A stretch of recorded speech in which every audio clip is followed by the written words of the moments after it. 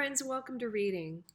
In Unit 4 of ReadyGen, you've learned a lot about governments. You've learned about the types of governments. You've learned about leaders of governments. You've also learned about what you can do to be a good citizen of your government. You learned about what you can do to help change laws in your government that you think are unfair. You've also learned in Module A about Rosa Parks, who stood up for equal rights in the United States, and Clara Lumley, who stood up for workers' rights in the United States. Today, though, we're going to go back in time. We're going to talk about who really created democracy. And friends, this story is by Amy Jane Levitt. We're going to be exploring true facts about how democracy was created. Let's begin. Our story begins with the race. For thousands of years, people have been organizing into cities and countries. Their governments create rules to follow. But often, wealthy people control how the countries are run. The poor have little or no power in the government. In answer to this problem, democracy was born.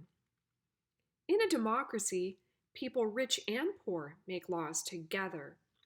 They also choose their own leaders. But where did this idea come from? Who created democracy? The race to democracy is long and difficult. The players are divided by centuries, but only one can be the winner. Who will it be? In our classroom, we often talk about somebody somewhere wanted but so when we're going to look at a plot line. And because this story, even though it's true and it's based on historical facts, it still follows a plot. In this story, we have characters and we have a setting, and we'll explore those first today. Our first characters, friends, are the American colonists. These people lived in America about 240 years ago, back when there were 13 colonies instead of the 50 states. Let's read about what's going on. These people have settled in the 13 American colonies.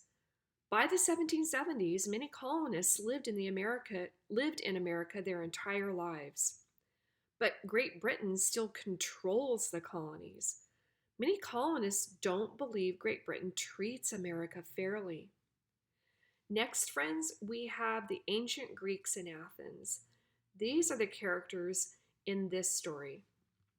These people live in Athens, so the setting is Athens.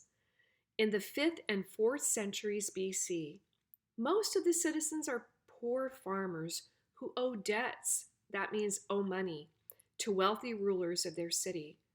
They are frustrated and looking for change.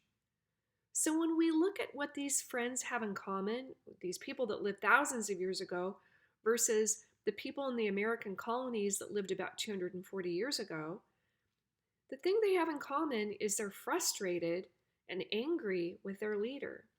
They feel like they're not being treated fairly. All right, let's go ahead and go to the next part of our story.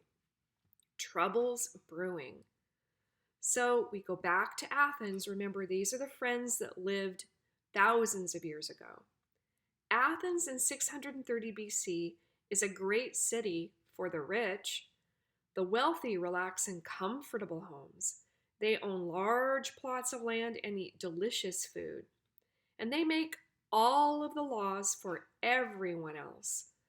Only the rich are part of the oligarchy that rules Athens. Most Athenians are poor and struggle to grow crops on their tiny farms. They have to borrow money to buy food and pay taxes.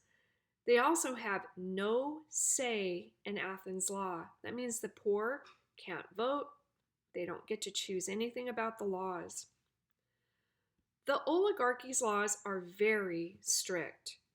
If people can't pay their debts, if they can't pay their money, they must sell family members into slavery. Goodness, friends, that means in order to get the money to pay the debt, they have to sell a brother, a sister, or a mother, or a father, or maybe an aunt, an uncle, or a cousin into slavery. That would be horrible. Families all over Athens are being separated this way. The poor are angry and frustrated. At first, people just talk about their unhappiness, but soon the talking grows to shouting. Oh no. Then it grows to action.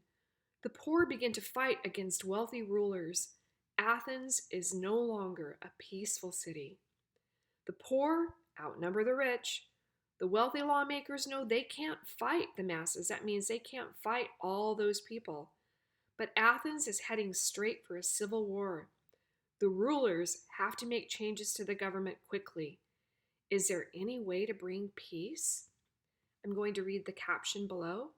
Athens was a city state. City states had their own armies, governments, and cultures. There were more than 100 city states in Athens, Greece. That's kind of like we have states within the United States. Up here, they're telling us what an oligarchy is. Oligarchy, a government ruled by only a few people. All right, now we go to the colonists.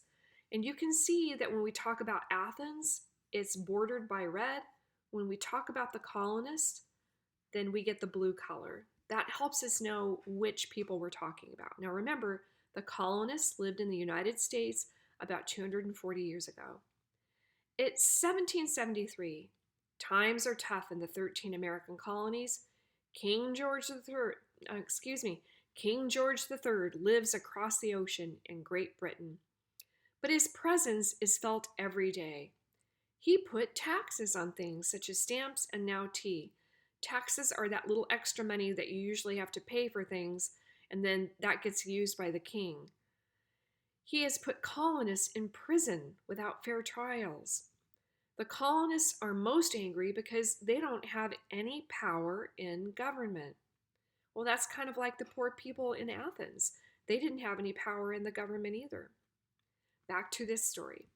In Great Britain, citizens don't get to choose the king, but at least they get to vote for the people in Parliament. The colonists are British citizens too, but they don't get to vote. Anger in the colonies begins to bubble over. If the colonists don't have a vote, why should they follow the laws? One night, patriots storm merchant ships in Boston. They dump barrels of tea into the harbor. They won't drink the king's tea, and they won't pay tax on it either. The king is furious. He makes even harsher laws. The colonists begin to whisper plans for war.